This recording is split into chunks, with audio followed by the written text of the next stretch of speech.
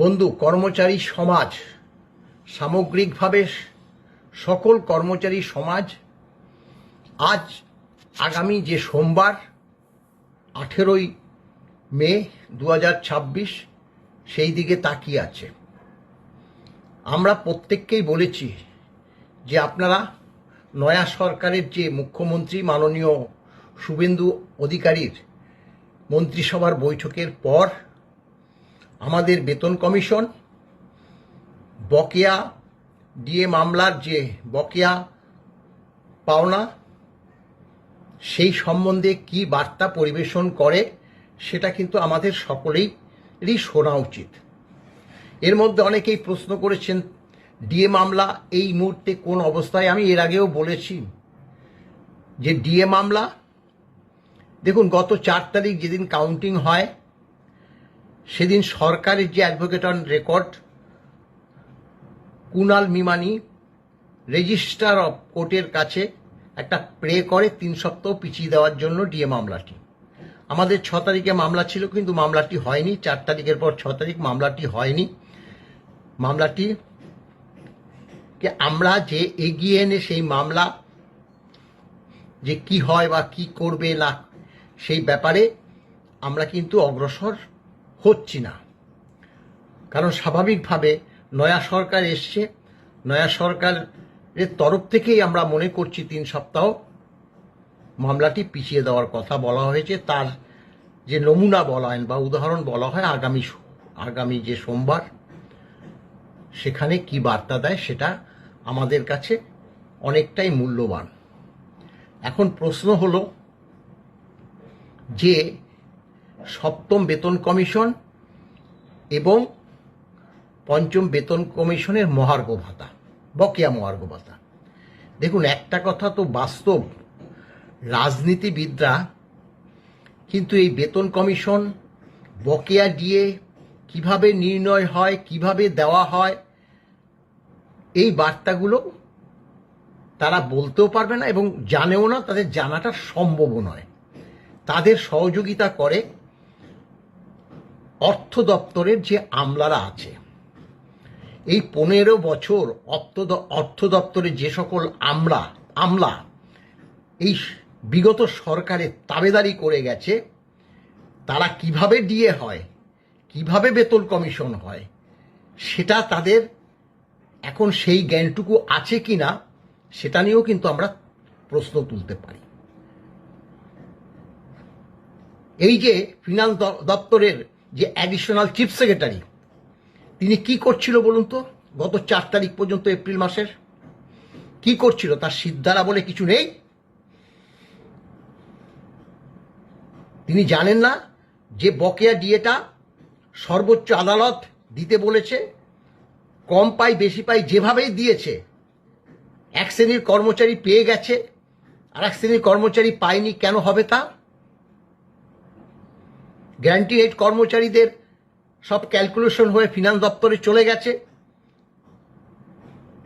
এবং কেএমসি এলাকায় যে সকল সরকারি কর্মচারীরা থাকে, আজকে একটা খবর এসছে যে স্যার আমার বাবা মারা গেছে, আমার কি হবে? কতটা দুঃখজনক! কি বলবো তাকে? তখন বললাম আপনার মা কি বর্তমান? বললো হ্যাঁ মা। তা আপনার প্রথম কাজ হবে মা যাতে পেনশনটা পায়। এই অভিশাপ কিন্তু ছাড়বে না। এই যে অর্থ দপ্তরের যে আমলাগুলো আছে, আমরা বারবার এই অ্যাডিশনাল চিফ সেক্রেটারির কাছে বার্তা পাঠিয়েছি যে আপনি দিন, এক শ্রেণীর কর্মচারী যতটুকু পাক পেয়েছে তো। মৃত্যুর গোড়ায় এসে 85, 80, 90 বছরের সরকারি কর্মচারীরা বা গ্যারান্টি এইডের যে কর্মচারীরা তারা পাবে প্রায় নিশ্চিত হয়ে যাওয়ার পর আটকে রেখেছে। তাদের দিয়ে বেতন কমিশন যদি করে, ভুল ভাল কিন্তু বার্তা পরিবেশন করতে পারে। আসল কথা, তারা তো ওই বিগত অর্থমন্ত্রী আলাপন বন্দ্যোপাধ্যায় এইসব উপদেষ্টা কর্মচারীদের কিভাবে বাস দিতে হয় সেই উপদেশটা তারা দিয়ে গেছে। মনোজ পন্থ চাকরি শেষ হয়ে যাওয়ার পরে এখন তো পালিয়ে গেছে তারা সব কটা। অ্যাডিশনাল চিফ স্ট্রাইকে পাঁচবার আমরা বলেছি, কেন দেবে না তারা ইচ্ছে করে এই 4 তারিখ পর্যন্ত ইচ্ছে করে ব্যাংকগুলোকে ক্যালকুলেশন করে পাঠায়নি, যার জন্য তারা আজও পায়নি। এবার তার এর মধ্যে তো নিশ্চয়ই পাওয়ার সম্ভাবনা নেই। মাননীয় শুভেন্দু অধিকারী সেদিন যে বার্তা দেবে সেই বার্তার উপরই নির্ভর করবে। আপনি দেখুন আজকে ষষ্ঠ বেতন কমিশন আমাদের চলছে, শেষ হয়ে গেছে 1/1/2026। কেন্দ্রীয় সরকারের বেতনের সঙ্গে যে ডিএ 20 কিস্তি অলরেডি 60% তারা পেয়ে হজম করে ফেলেছে। আমরা 18% ডিএ পাই। সেখানে বাজেট হলো 5ই ফেব্রুয়ারি 2026। মুখ্যমন্ত্রীর উপস্থিতিতে অর্থমন্ত্রী, বিদায়ী অর্থমন্ত্রী, এখন সবই বিদায়ী যাই হোক বলার সময় হয়তো সেটা বেরিয়েই যাবে। বিগত দিনের অর্থমন্ত্রী 4% ডিএ ঘোষণা করলো, বললো এপ্রিল মাস থেকে। সেটা আমরা পেলাম না। আশ্চর্য ব্যাপার। বিধানসভায় বাজেট অধিবেশনে সেখানে ডিএ ঘোষণা হচ্ছে, বাজেট বইতে তা লিপিবদ্ধ হচ্ছে, সেই ডিএ আমরা পাইনি। এটাকে অপদার্থ সরকার বলবো না? বিগত সরকারটাকে অপদার্থ সরকার বলবো না? তাহলে আজকে 18% ডিএ। আমি আগেই বলেছি যে মুখ্যমন্ত্রী বা অন্যান্য রাজনৈতিক নেতাদের বেতন কমিশন, বকেয়া ডিএ এই সবগুলো সম্পূর্ণভাবে জানা সম্ভব নয়। তারা তো রাজনীতি নিয়ে ব্যস্ত থাকে, এটা স্বাভাবিক। তাহলে আজকে 18%, এই 18% ডিএটা যতক্ষণ না 60% ডিএ হবে, সেটা মার্চ হবে।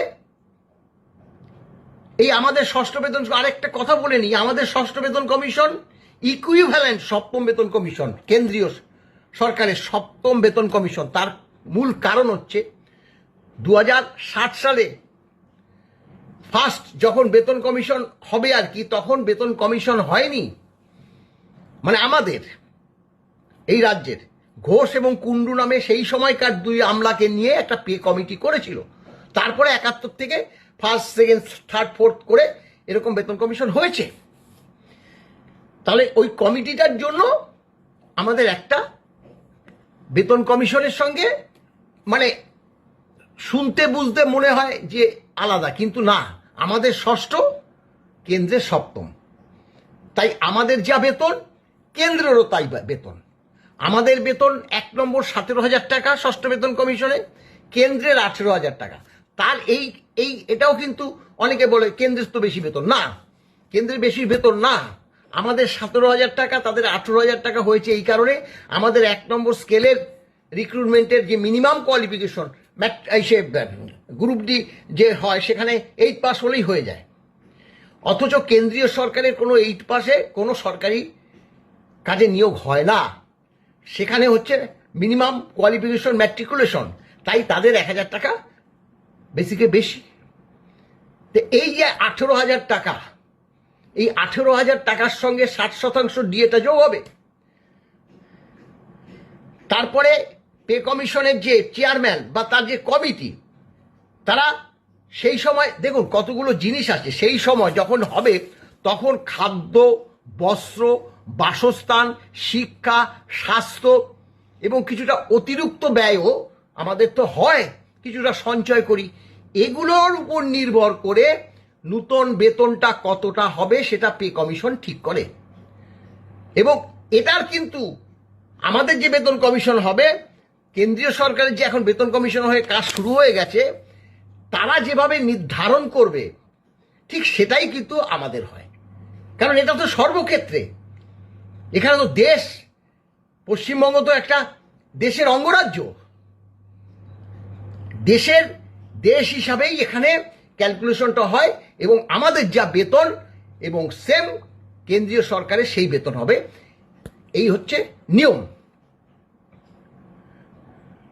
তা সেক্ষেত্রে দেখুন এইভাবে আমাদের ষষ্ঠ থেকে সপ্তম বেতন কমিশন গঠন হবে। তারপরে সেটা আমরা হাতে পাবো, কবে পাবো সেটা তো আমি এই মুহূর্তে আমিও জানি না, কেউই জানে না।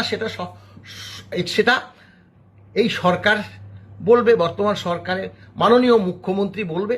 আগামী সোমবার মারাত্মকভাবে ভাইটাল, আমরা সেই দিকে তাকিয়ে থাকব। এখানে যে পঞ্চম বেতন কমিশনের ডিএর ব্যাপারটা আরেকটু আমি বলে নিই, যেখানে আমরা 1/4/2008 থেকে 31/12/2019 পর্যন্ত এখানে কিন্তু ব্যাকলগ অনুযায়ী আমরা ক্যালকুলেশন করেছি। সেখানে সরকার বলেছে যে মাননীয় ইন্দু মালত্রা কমিটির কাছে যে আমাদের যে HRMS এর সব ধরা আছে সেটা 16 সাল থেকে 19 সাল পর্যন্ত, তাই আমরা 4 বছরের আগে দিয়ে নিচ্ছি, তারপরে আমরা 1/4/8 থেকে দেব। তা তাদের উপর নির্ভর করেছিল সর্বোচ্চ আদালত, তাই তারা তাদের পারমিশন দিয়েছে কি না দিয়েছে সেটা আমরা জানি না, কারণ ইন্দু মালত্রা কমিটির রিপোর্ট আমাদেরকে দেয়নি। ইন্দু মালত্রা কমিটি কেন দেয়নি? সরকার কি বলল, ওখানে কি আছে সেটা আমাদের জানার অধিকার নেই। 3বার মিটিং ডেকেছে, 2বার মিটিং ক্যান্সেল করে দিয়েছে ইন্দু মালত্রা কমিটির। আমরা একবার উপস্থিত হয়েছি। ভয়াবহ অবস্থা। বর্তমান বিগত সরকার যে চলে গেল, তারা কর্মচারীদের মানে এক প্রকার দমন পীড়ন করে চলেছিল। নিস্তার পেয়েছি সবাই। আমি যে বর্তমান যে সরকার এসছে তার নীতিগত দিক বা তার নীতি আদর্শে আমরা না চললেও তাকে অসম্মানও করছি না, তাকে যে একদম আমরা প্রচুর পয়েন্ট দিয়ে রাখছি সেটাও না। আমরা নিশ্চয়ই দেখব, আমরা সবসময় বিরোধী হিসাবেই থাকতে চাই। আপনারা দেখেছেন যে শাসক দলে এখন কর্মচারী সংগঠনগুলো ঢুকবার জন্য প্রতিযোগিতা লাগিয়েছে, সেটা সেই সরকার ঠিক করবে, সেটার মধ্যে আমরা ঢুকছি না, কিন্তু আমরা বিরোধী হিসাবেই থাকতে চাই। কর্মচারীদের যখনই স্বার্থ নিয়ে স্বার্থ রক্ষা হবে না, তখন আমরা আন্দোলনে যাব, এককভাবে না হোক যৌথভাবে যাব। তাই বলছি যে নয়া সরকারের কাছে আমাদের আরো করজোড়ে আমরা অনুরোধ করছি। দেখুন, আপনার মুখের দিকে মাননীয় মুখ্যমন্ত্রী আপনার মুখের দিকে চেয়ে আছে সামগ্রিকভাবে কর্মচারী সমাজ। সোমবার দিন বেতন কমিশন এবং বকেয়া ডিআই আপনারা আমাদের আশার আলো শোনান, তাতে আরো আগামী দিনে আরো আপনাদের আশীর্বাদ আমাদের তরফ থেকে সামগ্রিকভাবে কর্মচারী সমাজের দিকে থাকবে বলে আমি মনে করি। ভালো থাকবেন, নমস্কার।